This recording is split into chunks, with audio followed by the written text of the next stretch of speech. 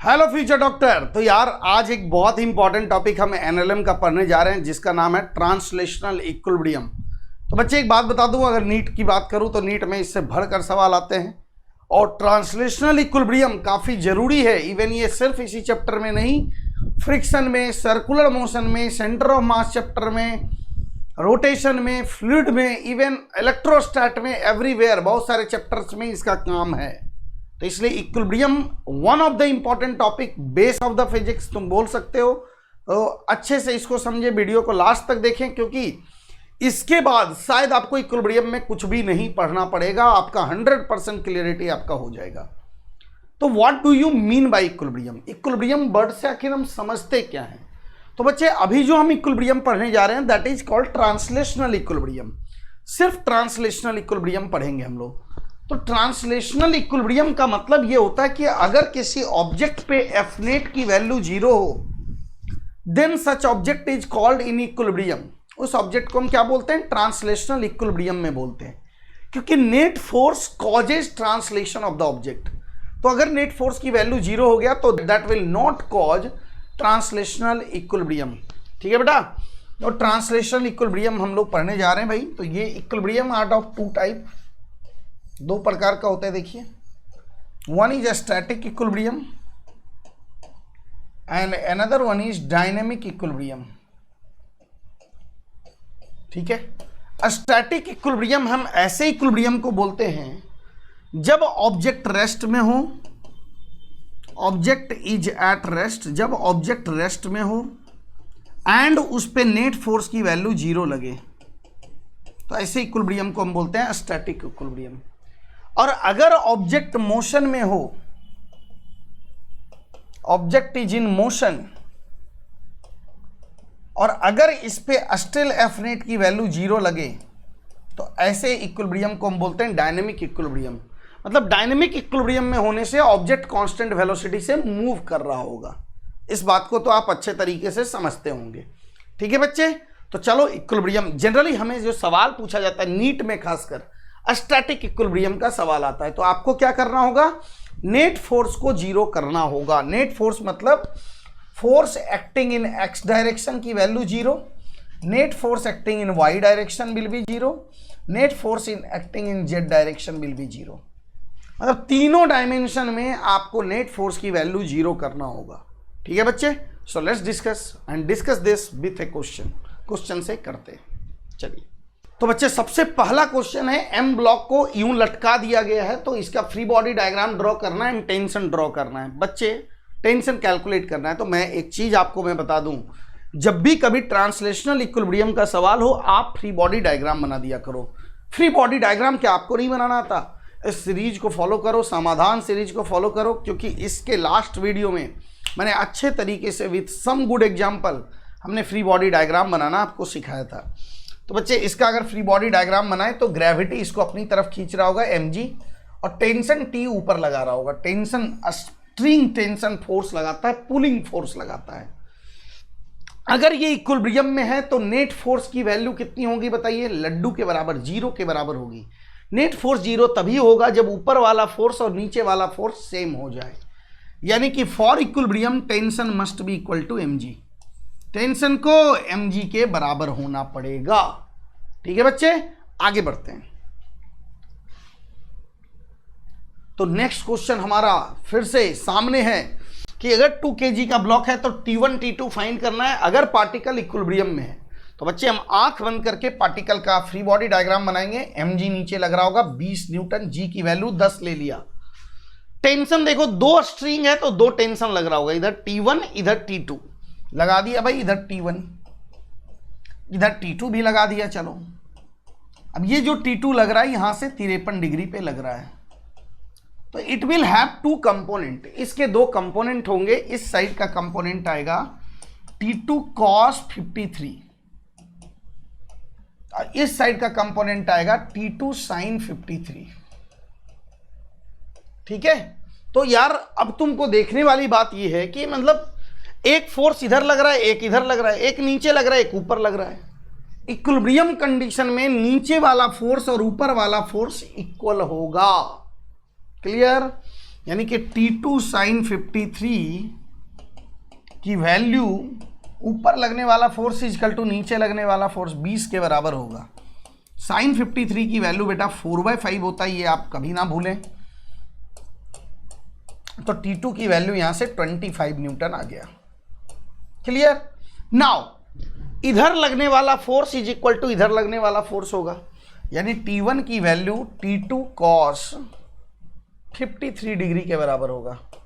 तो T2 की value यहां पुट कर दीजिए 25, cos 53 की वैल्यू 3/5 के बराबर है, तो that will be equal to 15 newton. वो किसके बराबर हो जाएगा बेटा? 15 न्यूटन के बराबर हो जाएगा। पक्का? चलो आगे बढ़ते हैं इसी के साथ। तो बच्चे अभी भी क्वेश्चन का सिलसिला जारी है, क्योंकि आज हम ट्रांसलेशनल इक्विलिब्रियम को 100% क्लियर करने जा रहे हैं। तो अगेन एक बॉडी के ऊपर बॉडी रखा हुआ है भाई, आपको नॉर्मल निकालना है N1 N2 N3। तो आप देख सकते हैं तीनों नॉर्मल को ड्रॉ कर दिया गया। तो आप क्या करेंगे? फ्री बॉडी डायग्राम बनाएंगे। 1 kg का अगर मैं फ्री बॉडी डायग्राम बनाऊं तो 10 न्यूटन नीचे ग्रेविटी लग रहा होगा, ऊपर लग रहा होगा भाई N1। नॉर्मल लीजिए, पुश फोर्स आपको मैं पढ़ा चुका हूं फ्री बॉडी डायग्राम में। अब देखिए 2 kg का अगर फ्री बॉडी डायग्राम बनाइएगा, 20 न्यूटन ग्रेविटी लग रहा होगा, यहां से जो नॉर्मल एग्जर्ट हो रहा होगा N2, और इन दोनों के बीच का नॉर्मल N1 है, तो ये N1 से प्रेस कर रहा होगा नीचे। ठीक है बेटा? 3 kg का अगर फ्री बॉडी डायग्राम बनाइए तो देखिए 30 न्यूटन से नीचे खींचा जा रहा है। अब इस पे ग्राउंड N3 फोर्स लगा रहा है, ऐसा दिया हुआ है, और इन दोनों के बीच का नॉर्मल N2 के बराबर है, तो ये N2 से इसको कंप्रेस कर रहा होगा, प्रेस कर रहा होगा भाई, that will be equal to N2। अब बच्चे अगर एनालाइज करूं तो इस ऑब्जेक्ट को एनालाइज करें तो ऊपर लगने वाला फोर्स इज इक्वल टू नीचे लगने वाला फोर्स होगा। समझ में आ रही बात? यानी कि N1 की वैल्यू 10 न्यूटन के बराबर होगा। पक्का? इसमें भी वही काम करेंगे, ऊपर लगने वाला फोर्स इज इक्वल टू नीचे लगने वाला फोर्स। ऊपर N2 लग रहा है, नीचे लग रहा है 20 प्लस N1, तो N1 की वैल्यू 10 है, लिख दें यहाँ पे। अगर आप लिखेंगे तो ये 30 न्यूटन के बराबर आ जाएगा N2 की वैल्यू।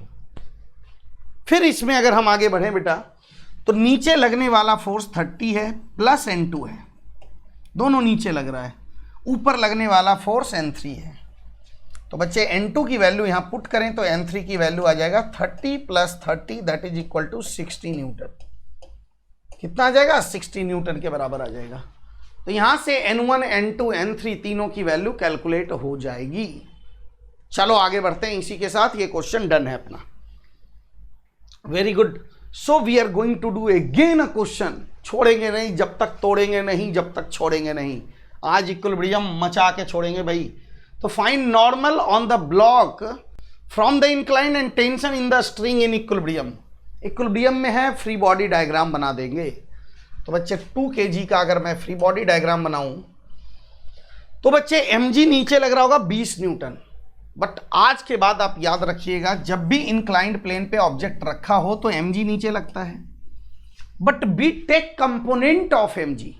अगर इंक्लिनेशन थीटा है तो ये वाला कंपोनेंट जो होता है, ये एंगल जो होता है वो थीटा आ जाता है। तो ये वाला कंपोनेंट mg cos थीटा के बराबर होता है, और ये वाला कंपोनेंट mg sin थीटा के बराबर होता है। तो बच्चे आज के बाद जब भी इंक्लाइंड प्लेन पे कोई ऑब्जेक्ट रखा हो तो mg का कंपोनेंट लेना प्रिफरेबल होता है।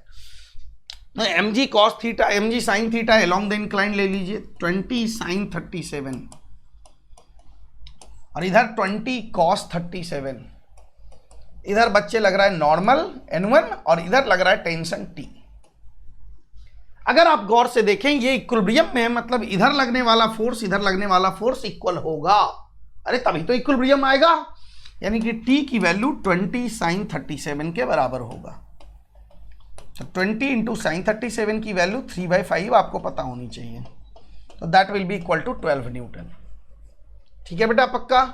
नाउ और इधर लगने वाला फोर्स इधर लगने वाला फोर्स इक्वल होगा।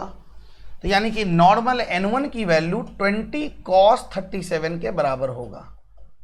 तो 20 cos 37 will be equal to sin 37 3/5 होता है, cos 37 4/5 होता है, that is equal to 16 newton. तो बच्चे यहां से नॉर्मल एंड टेंशन आ जाएगा आपको। ठीक है, चलिए वेरी गुड, मचाते रहिए इसी तरीके से। तो इक्विलिब्रियम पे हमने ढेर सारे सवाल कर लिए भाई, सफिशिएंट प्रैक्टिस कर लिया। तो ट्रांसलेशनल इक्विलिब्रियम में आपको क्या करना है, फ्री बॉडी डायग्राम बनाना है। अगर वो मान लो फोर्स किसी इंक्लिनेशन पे लग रहा है तो उसका कंपोनेंट लेना है, और किसी भी डायमेंशन में फोर्स की नेट वैल्यू को 0 करना है। बस ये काम आपको करना है बच्चे। इंक्लाइंड प्लेन वाले केस में प्रिफरेबल होता है कि आप mg का कंपोनेंट ले। ठीक है, तो mg का कंपोनेंट लेने से आपको अननोन की वैल्यू तुरंत प्राप्त हो जाती है। एफ नेट की वैल्यू 0 करना है, तो अपना ट्रांसलेशनल इक्विलिब्रियम कंप्लीट होता है इसी के साथ। अब आगे लेकिन हम पढ़ेंगे कि अगर पुली इसी में ट्रांसलेशनल इक्विलिब्रियम के अंदर ही अगर मीन्स मान लीजिए पुली अगर आ गया तो आप पुली के केस में क्या करेंगे। जैसे बच्चे अगर देखें ये है, तो पुली जो हमारा होता है, बी स्टडी आइडियल पुली। हम लोग आइडियल पुली की स्टडी करते हैं एंड आइडियल पुली मासलेस होता है। मासलेस होने की वजह से आइडियल पुली पे F net is equal to M A. Mass अगर 0 हो गया तो आइडियल पुली पे हमेशा नेट फोर्स की वैल्यू 0 होती है। Means ideal pulley always remains in equilibrium. Ideal pulley हमेशा और हमेशा इक्विलिब्रियम में रहता है। ठीक है बच्चे, पक्का हमेशा इक्विलिब्रियम में रहता है।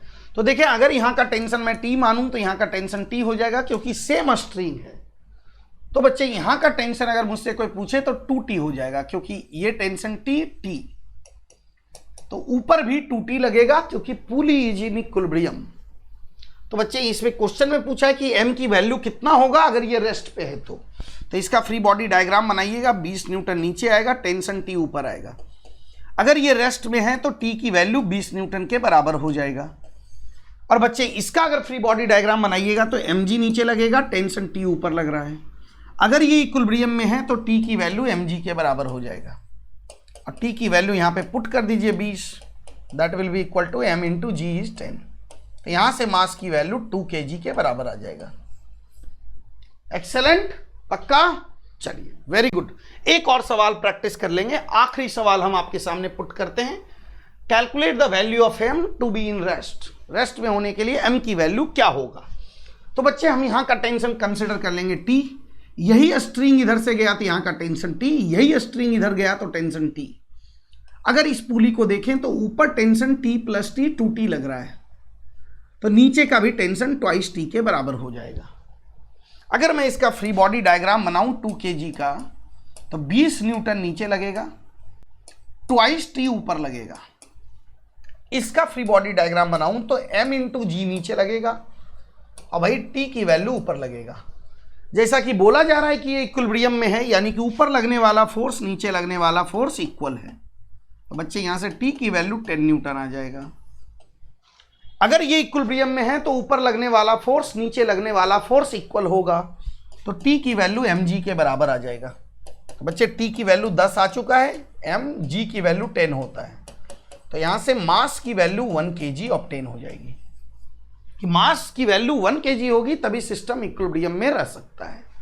चलिए वेरी गुड, एक और क्वेश्चन मैं आपको शो करता हूं, बट इसका आंसर कैलकुलेट करके कमेंट बॉक्स में फटाफट आपको बताना है।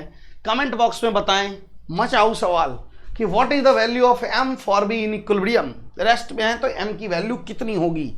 तो m की वैल्यू कितनी होगी आप कैलकुलेट करें, ये आपकी अग्नि परीक्षा है, और कमेंट बॉक्स में बताएं। इसका आंसर आप कमेंट बॉक्स में पक्का करें। ठीक है बच्चे, so this is all about the translational equilibrium. हम इसी तरीके से फोड़ते रहेंगे, एक एक टॉपिक की वॉट लगाते रहेंगे, तभी हमारा नीट में अच्छे तरीके से सिलेक्शन हो पाएगा, एक अच्छा स्कोर हम स्कोर कर पाएंगे। Wish you all the best, मचाते रहो, टेक केयर, थैंक यू बेटा, लव यू।